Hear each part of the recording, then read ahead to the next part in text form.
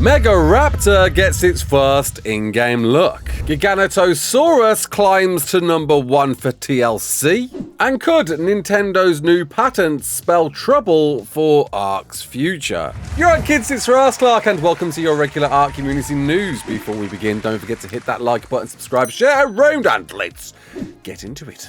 Because with the arrival of Community Crunch 476, we got a reveal of the Mega Raptor in-game. Well, sort of. It's a render of the model we're going to be seeing in-game, and oh, clutch your purses.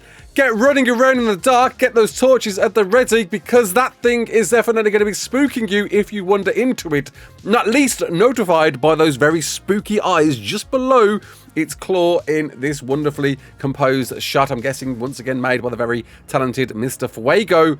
This thing looks like something certainly to be feared, and quite a sizable creature at that. If you forgot, Wildcard covered its dossier abilities a few weeks ago to explain the Mega Raptor will be picking off its victims one at a time, with you specifically being targeted, being stalked, before being pounced on, pinned down, leaving you defenseless, and seeming to offer some Yeti-like scare abilities that will scatter anyone else within proximity, with its taming process needing to find and claim its grisly altar of carcasses, keeping it at bay with fire whilst fighting like hell for its trophies. And as hoped, as dreamed, I think this has definitely come to fruition. This is quite a gnarly, fearsome thing to run into. The question is, where are we going to be running into these? It sounds like we're going to be finding these in the redwoods, but can't help but notice these trees seem a bit more horror themed. Perhaps burned trees, perhaps a little preview into the map coming to us next, that the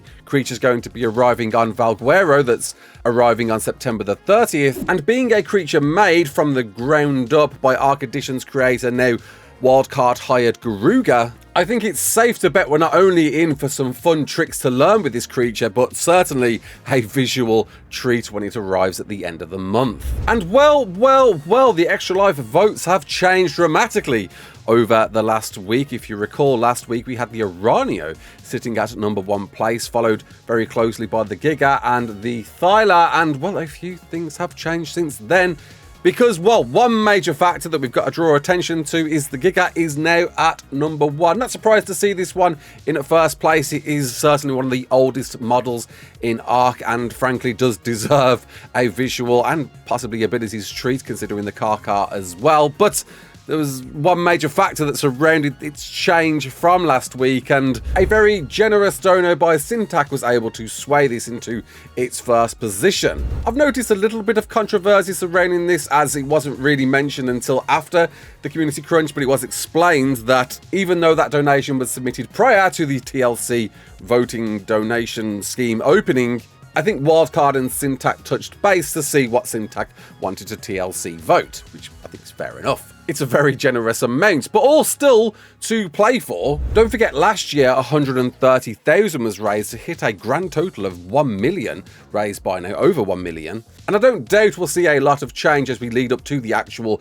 Game Day Extra Life charity fundraising day, where many creators like myself and Aaron Longstaff will be doing our own charity live streams, where all donations, even through us as part of Studio Team Wildcard, will count towards that TLC vote. But following the Giga now, we've got the Megalosaurus, which is great to see. Another creature I do believe needs at least some sort of buff in the day. We've seen a bit of a dip now on the Aranio, the Thyla, which, you know, we all was kind of in agreement of, to be surprised on how high it was last week. A dip on the Bronto, a raise on the Quetzal, Plesio, Megalodon, Carno, and Compy. Surprised to see the Compy in the top 10 this week around. Hey, you know, it's one of those definitely, I believe, needs at least something to be worthwhile to tame. And all in which, okay, apart from maybe the Thyla, I'm definitely in agreement with. It's going to be interesting to see as we approach that game day and the general votes all count up, to see if people prefer the creatures they want to get TLC'd or the creatures that don't get any love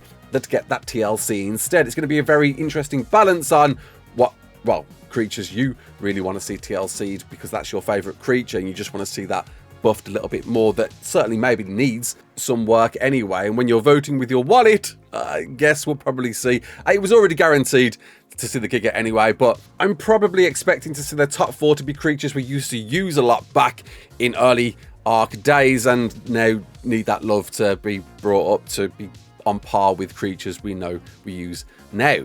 And if you forgot how this works, all you've got to do when donating to anyone within the Team Studio Wildcard Extra Life team is make sure to add a message and then put hashtag and whatever creature you desire. Make sure to write it exactly how it needs to be wrote, and then send with those totals tallying up to present the creature that deserves that number 1 or number 2 or number 3 or number 4 places, because there will be up to 4 TLCs, though I get a feeling there might be more TLCs personally from Studio Wildcard as a result of this, but those 4 will be going through to the running if, of course, there is 120,000 raised, with 30,000 raised milestones for each of those 4 creatures. And if the Giga does get some TLC, I'm really hoping there'll be some influence from the Paleo Evo Giga that's made from Depths and his team there. I know there's definitely some issues occurring there, especially with Depths working for Studio Wildcard on what's copying and what's not. But come on, the Evo Giga is such a wonderfully created version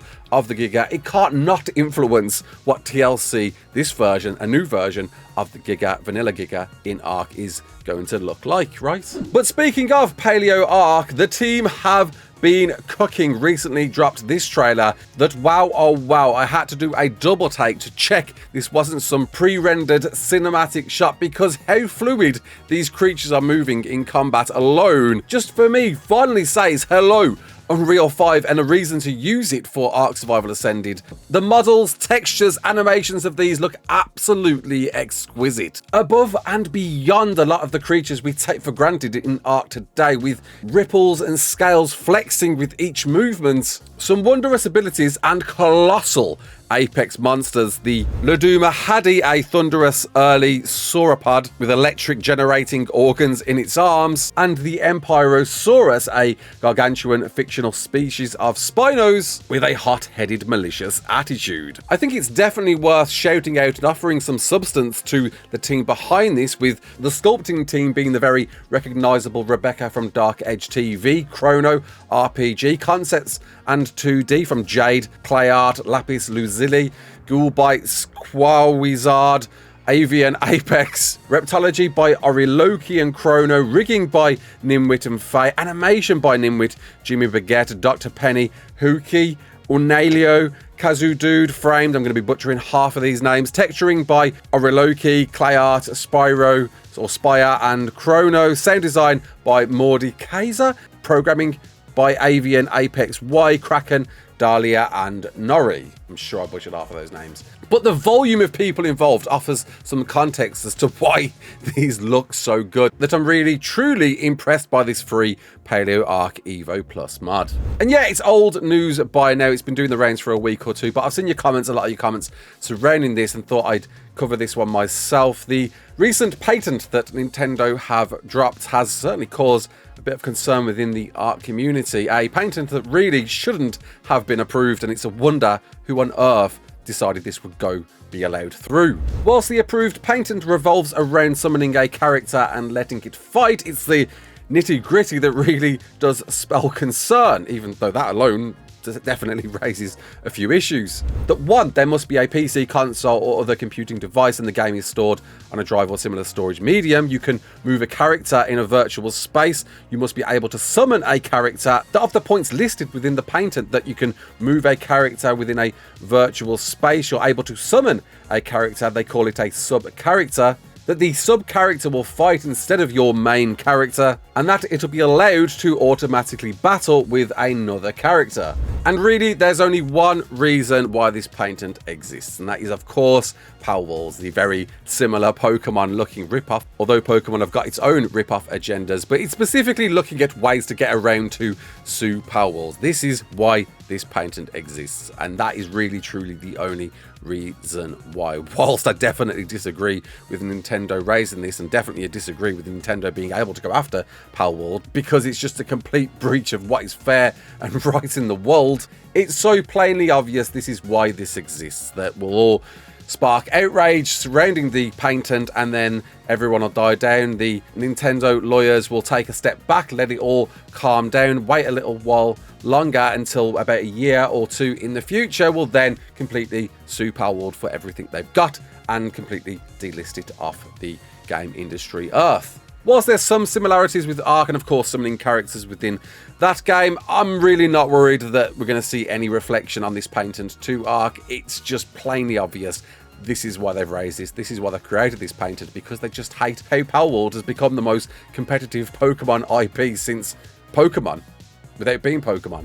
Also worth noting, the ASA build template contest is now live, where you get to pick of 1 to 10 posts that have been ranked as the best builds out there to be implemented into the ASA build template tool that you'll automatically be able to select as a build you can now use as your template in game without having to go to any external resources to copy and paste that stuff over. And there's some really cool creative submissions. A mini Taj Mahal by Miss Jen Zen, a luxurious residential base by, unfortunately, a name I can't pronounce, another name I can't pronounce, making a big dodo, a frontier cabin by Freya B, a big cat by another name I can't pronounce, a all-in-one base, a timber rest by Altair, magical tower base by Songbird, rustic dino stables by Jin, and modern single story by Dread. All of these are wonderful, excellent creative submissions, and 2 of these are going to be implemented into the template system as voted by you, with another 2 being handpicked by Studio Wildcard. And all you've got to do is go to